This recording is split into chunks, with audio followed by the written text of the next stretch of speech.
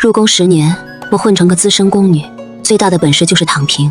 新帝登基，搞了个人员优化，宫里风声鹤唳，人人自危，而我却高兴得不得了。优化太好了，赶紧把我优化出去。内务府按例得发10两银子遣散费，够我在乡下买2亩薄田，养只老母鸡，天天躺着晒太阳了。就在我正幻想着的时候，上一局长是檀香姑姑点到了我的名字。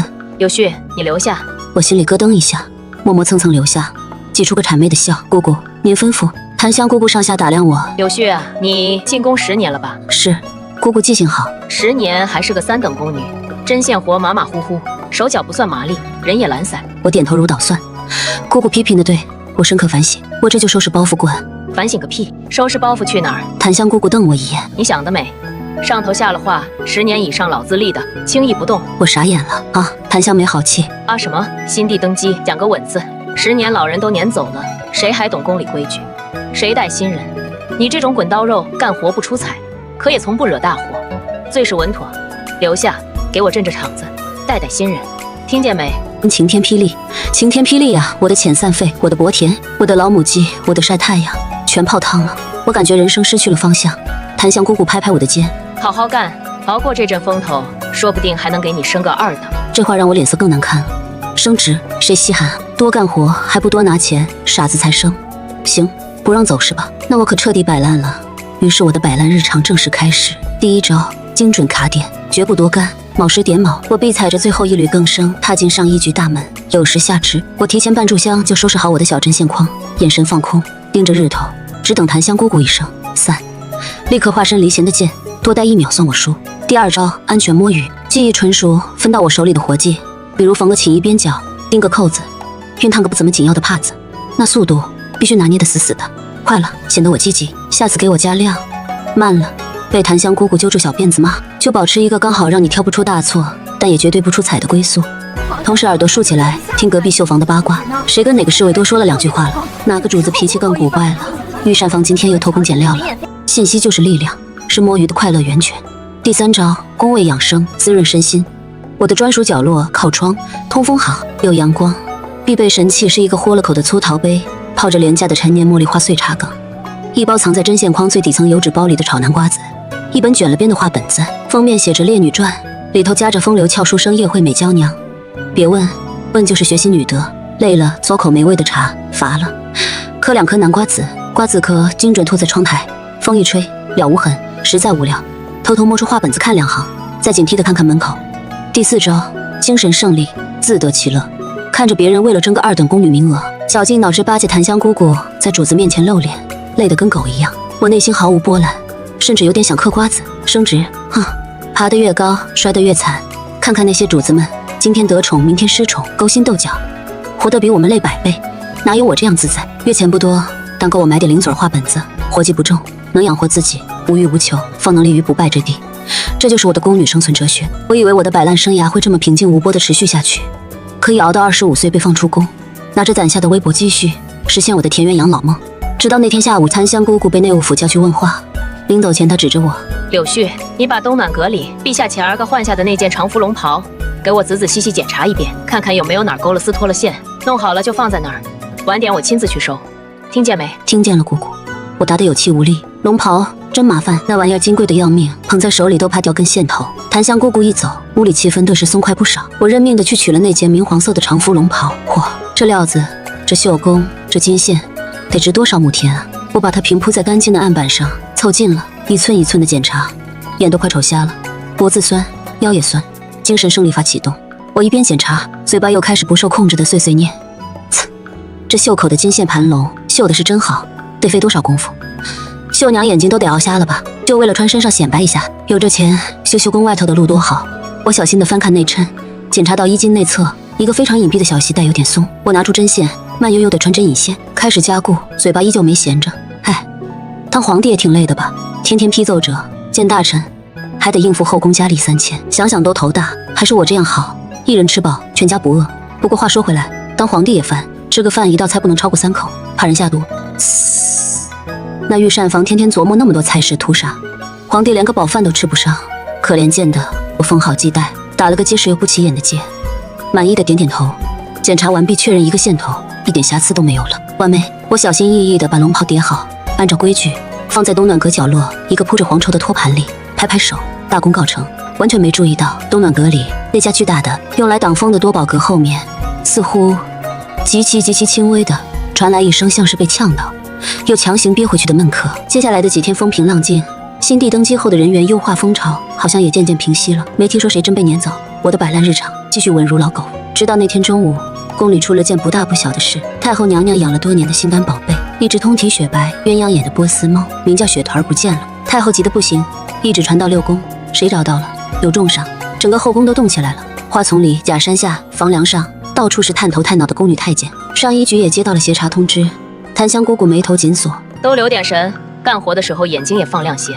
那猫金贵别伤着了，谁要是发现了，赶紧报上来。众人应声，心思都活络起来。重赏啊，说不定能直接调去慈宁宫当差，连带着下午的活计都干得心不在焉，耳朵竖得老高。听着外头的动静，我对此毫无兴趣。重赏无非多点银子，或者换个地方当差，换哪儿不是伺候人？慈宁宫规矩更大更累，不值当。我依旧守着我的靠窗宝座，慢悠悠地整理着一堆丝线，分颜色、理长短、绕线板，枯燥但不用动脑子。窗外一只胖墩墩的梨花猫迈着优雅的步伐沿着墙根溜达过来，它不怕人，甚至有点目中无人。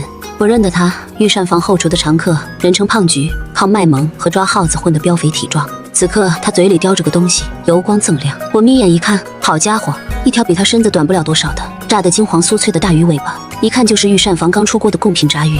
胖菊叼着他的战利品走到我窗台下那片背阴的草丛，他常来打盹的老地方。他把鱼尾巴放下，警惕地左右看看，然后开始享用自己的盛宴，吃的那叫一个香。我看着他，再看看自己手里干巴巴的丝线，人不如猫啊。我叹了口气，对着窗外的胖菊开始了我的每日一怼。看看，这年头猫都比人强啊。胖菊专心干饭，没理我。你瞅瞅你，胖得跟个球似的，毛都油光水滑，叼的还是贡品炸鱼，御膳房出品，我们想吃口肉末星子都难。胖菊舔舔爪子，依旧不理我呢。辛辛苦苦起早贪黑，中午就一碗能照见人影的冬瓜汤，嘴里能淡出个鸟来。我越说越来劲，代入感极强。再看看咱们那位新主子，我话锋一转，压低声音，但吐槽的欲望熊熊燃烧。登基也有2月了吧？宫里气氛绷得跟拉满的弓弦似的，优化这个，优化那个，吓唬谁呢？有本事真优化几个看看。雷声大雨点小，我撇撇嘴，拿起绕了一半的线板，要我说啊，皇帝老儿，陛下他老人家有这闲工夫折腾我们这些苦命人，不如管管御膳房，看看给主子们做的点心，花样百出；看看给我们吃的，猪食都嫌磕碜。那馒头硬的能当砖头使，那咸菜齁的吃完能抱着水缸喝一宿。剥削，这就是赤裸裸的剥削。我愤愤地下了结论。胖菊终于吃完了他的鱼尾巴，心满意足地舔着爪子洗脸，然后冲着我窗台的方向懒洋洋的极其人性化地喵了一声。嘿，我这暴脾气喵什么喵？我对着他挥了挥拳头，显摆你有鱼吃是吧？小心我举报你偷吃贡品，让你也尝尝优化下岗的滋味。胖菊白了我一眼，尾巴一甩，迈着六亲不认的步伐钻进了草丛深处睡觉去了，留下我一个人对着绕了一半的丝线板生闷气。我气呼呼地坐下，拿起画本子，准备用俏书生安慰我受伤的心灵。刚翻开，又觉得刚才的吐槽意犹未尽，对着胖菊消失的方向，我恶狠狠地补充了一句：哼，要是我当了皇帝，第一件事就把御膳房总管撤了，让大家顿顿有肉吃。第二件事，给后宫所有猫都发个牌牌，平排领域，省得你们这些胖菊偷吃。说完，自己都觉得好笑。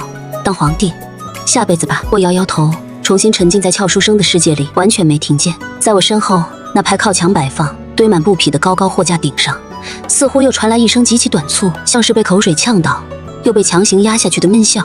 雪团丢了3天，闹得后宫鸡飞狗跳，最后是御花园当值的一个小太监，在一处假山洞窟的最深处，把这位尊贵的猫主子抱了出来。据说雪团只是找了个僻静地方睡大觉，饿了才出来叫2声。虚惊一场，太后大喜，重赏了那小太监，后宫恢复了平静。但我总觉得好像有哪里不太对劲，具体说不上来，就是感觉背后凉飕飕的。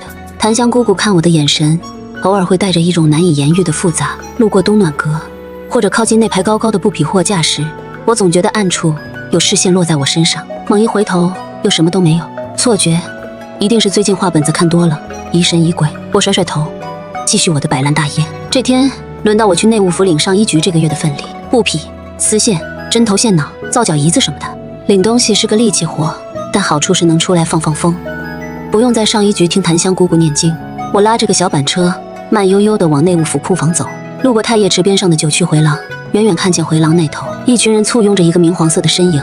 心地，我头皮一麻。虽然我只是个不起眼的3等宫女，但规矩不能坏。赶紧拉着小板车退到路边最不起眼的角落，低头垂手，屏住呼吸，努力把自己缩成一团阴影。皇帝仪仗越来越近，我眼观鼻，鼻观心，盯着自己洗得发白的鞋尖，心里默念：看不见我，看不见我，看不见我。脚步声经过我面前停住了，一片明黄色的衣角映入我低垂的视线。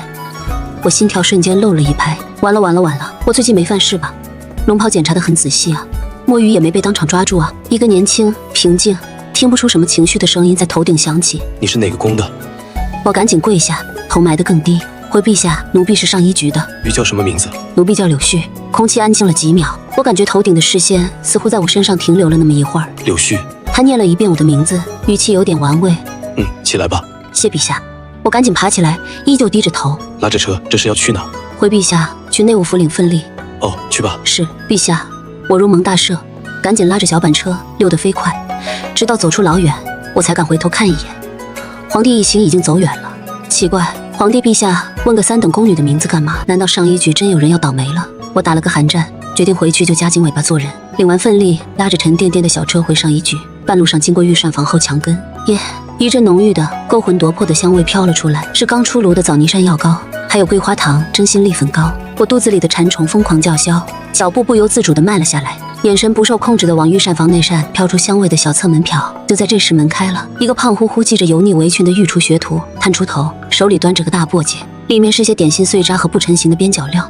他左右看看，然后熟练地把簸箕往墙角一个专放厨余的破木桶里一倒，哗啦，点心渣渣。我眼睛瞬间亮了，这可是好东西，比我们宫女分的硬邦邦的点心强100倍。学徒转身回去了，我看看周围没人，天赐良机，摆烂宫女生存法则补充条款，绝不放过任何改善伙食的机会。我飞快地把小板车拉到旁边树丛后藏好，然后做贼一样蹑手蹑脚地溜到那个破木桶边，探头一看，嚯，今天运气真好，除了点心渣，还有几块明显是压碎了，但整体还算完整的枣泥山药膏。我咽了口唾沫，左右看看确认安全，以迅雷不及掩耳盗铃之势，伸手就去捞。就在我的指尖即将碰到那块最完整的枣泥山药膏时，一声威严的、熟悉的、带着明显不悦的咳嗽声在我身后不远处响起。我吓得魂飞魄散，手将在半空僵硬的一寸一寸地转过头，只见檀香姑姑不知何时出现在我身后不远处的小路上。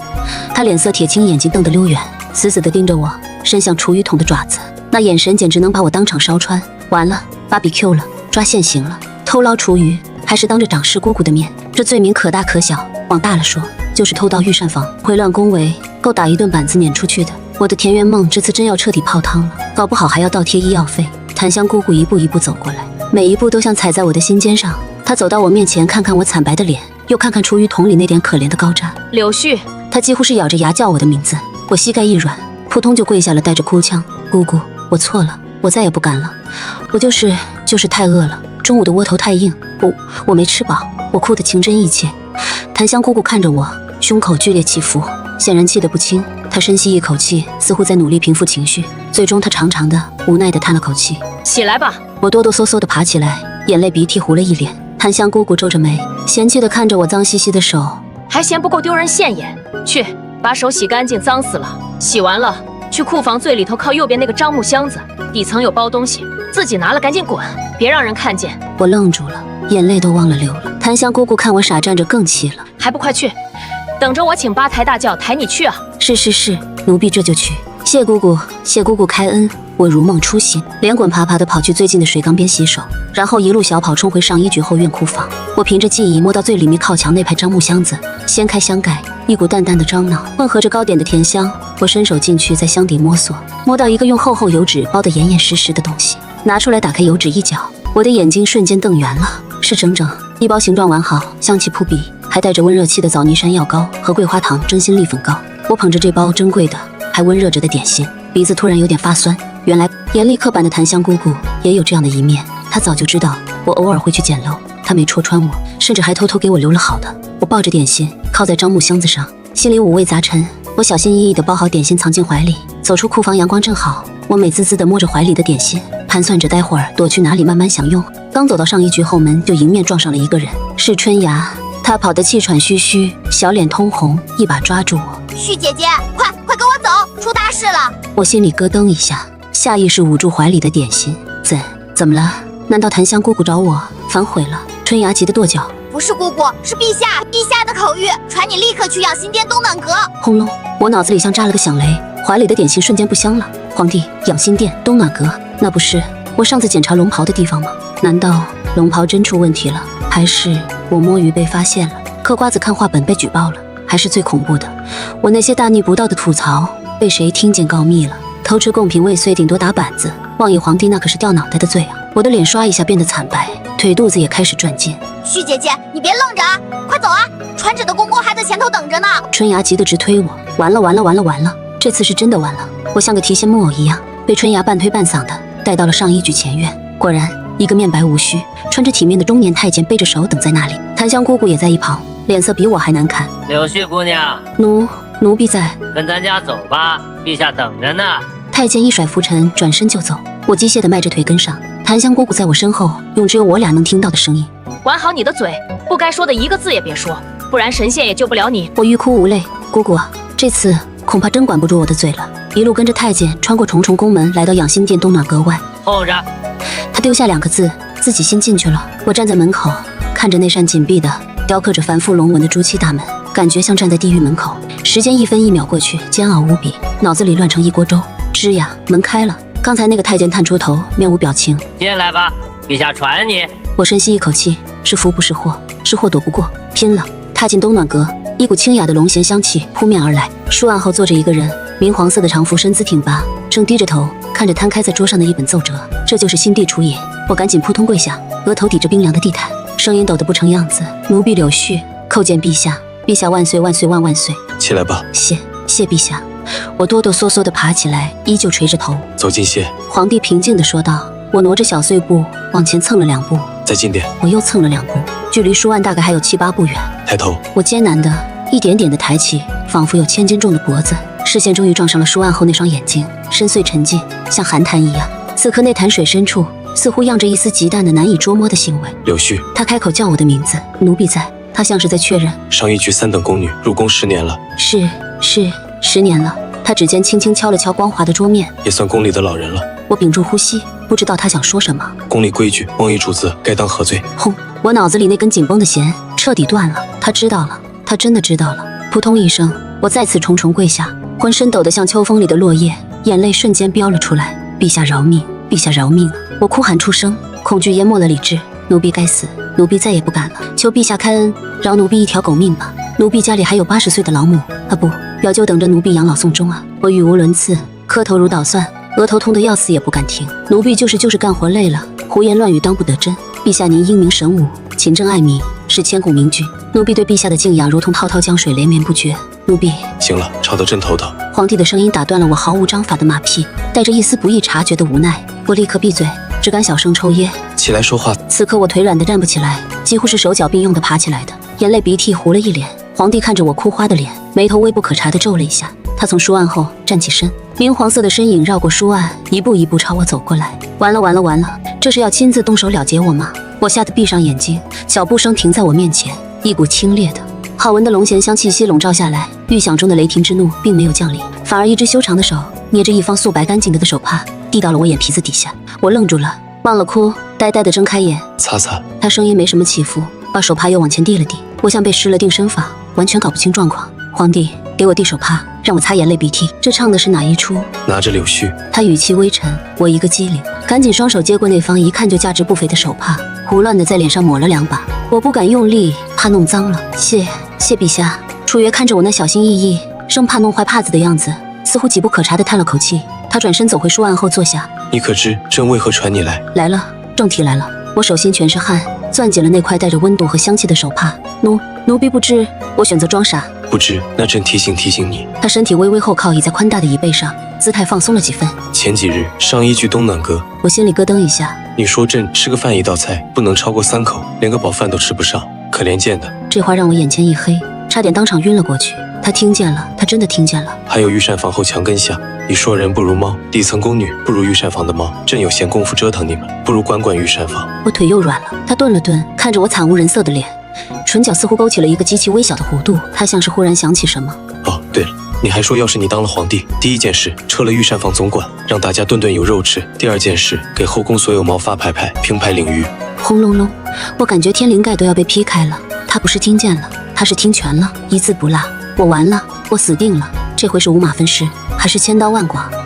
陛下，我抖得像个筛糠。奴婢罪该万死。奴婢那是饿昏了头，胡言乱语当不得真。陛下您行了，楚野再次打断我，语气里那点促狭消失了，恢复了平静。朕没说要治你的罪啊！我猛地抬头，难以置信地看着他，不治罪。那些话，你的话虽是大不敬，倒也新鲜。新鲜？皇帝陛下，您管这叫新鲜？至少比那些天天在朕面前只会说陛下圣明、陛下英明、陛下说的对的，听着有意思些。我彻底懵了。皇帝嫌马屁听腻了，喜欢听人骂他、吐槽他，这什么奇怪的癖好？柳絮，朕给你一个机会。机会？什么机会？免死金牌吗？从明日起，你不用回上衣局了，调来养心殿。啊！我张大了嘴，能塞进一个鸡蛋。养心殿，伺候皇帝，伺候笔墨起居。楚瑜似乎看穿了我的想法，他的指尖轻轻敲了敲桌面。那些有专门的工人，你就还干你原来的事。朕这冬暖阁后面有个小隔间，以后你就待在那里，活不多，每日40来申时走，该给的月钱按一等宫女的份例给。一等宫女月钱翻倍，我眼睛瞬间亮了。你需要做的很简单，把你那些关于宫里、关于差事、关于朕的真实想法，像平时那样说出来，就当朕不在一样。轰隆，又是一个炸雷。我终于明白了，皇帝陛下他不是喜欢听人骂他，他是在偷听。现在他居然要给我升职加薪，就为了让我换个地方继续让我吐槽给他听。站在金碧辉煌的养心殿冬暖阁里，感觉整个世界都魔幻了。我的摆烂宫女生涯好像拐上了一条更加匪夷所思的轨道。第二天4时整，我磨磨蹭蹭的来到了养心殿冬暖阁。楚血没在，大概在上朝。我深吸一口气，绕过那家巨大的多宝阁，进入了那个小小的隔间。里面不大但五脏俱全，还靠窗，案几上甚至还摆着一个崭新的白瓷杯，旁边放着一罐上好的碧螺春，角落里有个小炭盆，上面坐着一个锃亮的黄铜小壶，旁边的小矮柜上放着一个精致的攒盒，里面码得整整齐齐的各色精致点心，旁边还有一小碟去了壳的松子仁。这待遇比我在上一局的靠窗宝座高了不止10个档次。我环顾着温暖又舒适的空间，感觉像做梦。门外传来轻微的脚步声和说话声，是楚野下朝回来了。一切如常，坐在书案后批阅奏折。我将这身体坐得笔直，大气不敢出，让我像平时那样该吃吃该喝喝该说说，当皇帝不存在。开什么玩笑，那是皇帝，真龙天子，掌握生杀大权的大老板。时间1分1秒过去，我如坐针毡，我的目光不由自主地飘向了攒盒里那叠油光发亮的松子仁。有了，我清了清嗓子，用平时在上一局那种刚好自己人能听见的音量，对着那叠松子仁开口了：呲呲，看看这松子仁剥得多干净多饱满，这得费多少功夫多少人力。我拿起一颗丢进嘴里，香真香，可这玩意儿也就是个零嘴儿。有着剥松子仁的人力，去御膳房多做几笼屉实在的肉包子，给我们这些干活的人加餐多好。隔壁翻页的声音突然停了，我后知后觉地意识到自己说了什么，我赶紧捂住嘴。就在我懊悔的想撞墙时，隔壁传来一声清晰的笑声。皇帝，他笑了。我捧着茶杯呆若木鸡，这个世界太疯狂了。接下来的日子，我的工作逐渐步入正轨，心态也发生了微妙的变化，从最初的战战兢兢到现在的放飞自我。反正楚玉说了，当他不存在，反正他偷听也不是1天2天了。直到那天下了一场暴雨，外面电闪雷鸣，狂风呼啸，我缩在我的小隔间里，有点心慌。我这人不怕黑不怕鬼，就怕打雷。我抱着软垫蜷在舒服的圈椅里，试图用画本子转移注意力。突然一个炸雷在头顶轰然响起，我吓得尖叫一声，手里的书都掉了。就在这时，楚月打开了暗门，显然是被我刚才那声尖叫惊动了。他站在暗门处，看着我吓得惨白的脸，眉头微蹙。怕打雷？我惊魂未定，只会傻傻点头。楚月沉默了一下，他抬手似乎想做什么，怕就把耳朵捂上。说完，那扇暗门又无声无息地合上了，仿佛从未打开过，只留下我一个人。刚才是幻觉吗？皇帝陛下特意开暗门，就为了告诉我，怕就捂上耳朵。我摸了摸耳朵，好像真的没那么怕了。雨过天晴，我的工作照旧。只是经过那次事件后，我对着空气吐槽时，偶尔会有点走神，会想象着墙那边的人听到我那些不着边际的话时会是什么表情。日子如流水，我的隔间主播生涯成了深宫里一个无人知晓的秘密。楚月依旧安静地听，我依旧肆无忌惮地说，只是有些东西在不知不觉中变了。有时听见他为了朝堂之事发愁叹气，我会适时地安慰他；有时他因为熬夜而感冒，我会关心他。每次他都是温柔地回应我。时光荏苒，这样的生活不知不觉过了大半年。这天午后，我轻声开口：“奴婢入宫快11年了。”听见这话，隔壁翻动奏折的声音停了。按宫里的规矩，再过4年，奴婢就25了，就能被放出宫去了。说出这句话，我心里莫名的有点空落落的，一片长久的沉默。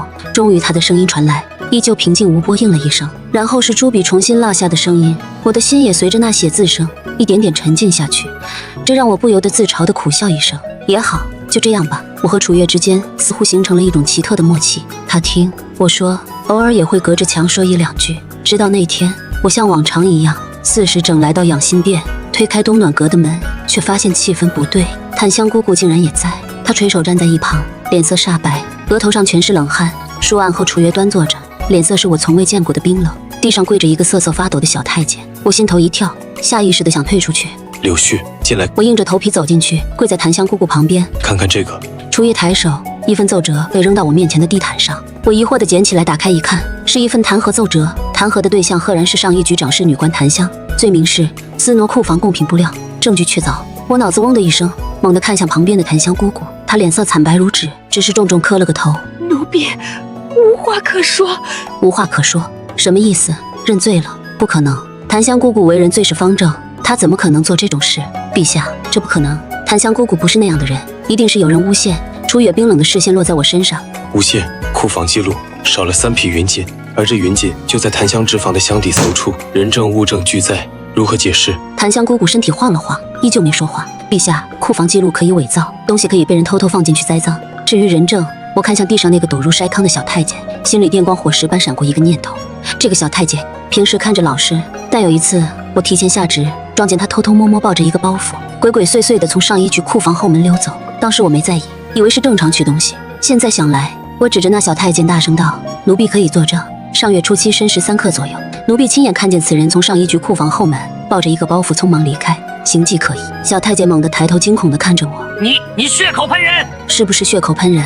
查一查那天库房的出入记录，问一问当时值守的人就知道了。还有那些指证檀香姑姑的人，陛下难道不觉得奇怪吗？怎么都是些平日跟姑姑有过节或者受过姑姑责罚的，他们的证词能全信吗？我喘了口气，向檀香姑姑：姑姑，您倒是说话啊，到底怎么回事？谁逼您认罪的？檀香姑姑看着我，眼圈突然红了。是我的不争气的侄子，他在宫外赌钱，欠了印子钱，被人拿刀架在脖子上，我没办法。原来如此，是被人拿至亲的性命威胁了，逼他认下这莫须有的罪名。我转向楚月，重重磕了个头：陛下，您听到了，姑姑是被人胁迫，她是冤枉的，求陛下明察。楚月沉默地看着我，那双深邃的眼眸里冰冷似乎褪去了一些。小太监瘫软在地，我的心也提到了嗓子眼。不知过了多久，楚月开口了：来人，将这小太监严加审讯，务必问出是谁指使他盗取库房云锦的，又是谁胁迫檀香的。檀香，你余下不言，亲族失管，罚俸1年，杖责20，念其多年辛劳且受人胁迫，杖责暂记，闭门思过1月。至于你……他的目光最后落在我身上，带着一种复杂的审视。我心头一紧，越级严事，好笑御前，但念在你护人心切，且所言非虚，功过相抵，不予追究。我猛地抬头，难以置信地看着他。他没罚我，楚曦却已移开目光，挥了挥手：都下去吧。谢陛下，谢陛下隆恩。我也赶紧跟着磕头。檀香姑姑的危机解除了，背后指使的人是内务府一个跟檀香有旧怨的管事，很快被揪了出来，革职查办。上一局恢复了平静，檀香姑姑看我的眼神彻底变了。经此一事，我待在隔间里，心情却有些不同了。这天我对着那堵墙认真地说：隔壁那位，谢谢您。隔壁翻动奏折的声音顿了一下：谢朕什么？谢谢您，愿意听奴婢胡说八道。我笑了笑，也谢谢您，没把奴婢插出去。隔壁沉默了一下，知道就好。日子再次恢复了它奇特的平静。这天我实在憋得慌，忍不住对着墙那边小声问：隔壁那位，你说4年快不快啊？隔壁没有回应，只有沙沙的笔声。我叹了口气，皇帝陛下日理万机，哪有空琢磨一个小宫女还有几年出宫这种小事？算了，我甩甩头，强迫自己不去想。就在这时，暗门再次无声无息地划开了，楚月站在门后。陛下，我结结巴巴赶紧站起来。楚月没说话，他迈步走进了我的小隔间。我紧张的大气不敢出，低着头盯着自己的鞋尖。他要干什么？楚月走到我的小案几前留下。柳絮，你想留下吗？我猛地抬头，撞进他那双深不见底的眼眸里。突然，我心里有个地方尖锐地疼了一下。我深吸一口气，抬起头，努力让自己的眼神看起来坚定一点。陛下，奴婢想出去，想回家买2亩薄田，养鸡养狗晒太阳。说完，我立刻低下头，不敢再看他的眼睛，心像是被一只无形的手攥紧了头。隔间里陷入了死一般的寂静，只能听到我自己如擂鼓般的心跳。不知过了多久，我听到了一声叹息，清晰明了，没有挽留，没有疑问。谢陛下。我艰难地吐出这3个字。楚月没再说话，他转过身走出了隔间。冬去春来，冰雪消融，我在养心殿隔间里的日子进入了第4个年头。这3年多发生了很多事，朝堂上楚月的地位越发稳固，后宫里添了2位小皇子。上衣局里檀香姑姑依旧掌事，只是鬓角添了些白发。春芽生了2等宫女，续了人家，只等放出宫就成亲。胖菊依旧在御膳房后墙根称王称霸，而我依旧每天40来申时走。